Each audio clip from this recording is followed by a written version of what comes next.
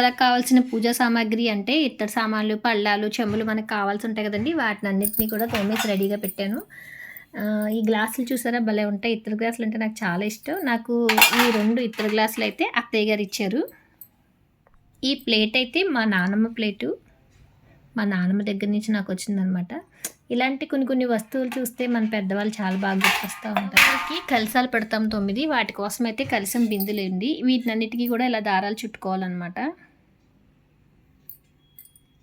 ఈ కలశం దారాలు ఎలా చుట్టాలో కూడా చూపిస్తాను మీకు. పూజా కార్యక్రమాల్లో కలశాలకి బిందులు, చెంబులు పెడుతూ ఉంటాం కదండీ! వాటికైతే ఇలా దారం చుడతారనమాట. ఇలా దారం చుట్టేటప్పుడు సన్నపాటి దారం కాకుండా పూలు కట్టేటప్పుడు కొంచెం లావుగా ఉంటది కదండీ! మెత్తగా ఆ దారం తీసుకోవాలి.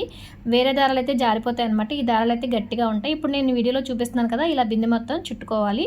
మాకైతే ఇలా చుట్టడం పంతులు గారు నేర్పించారు. ప్రతి సంవత్సరం దసరా చేసేటప్పుడు ఇలా కలశం బిందెల్ని మొత్తం రెడీ చేసి ముందే పెట్టేస్తాం.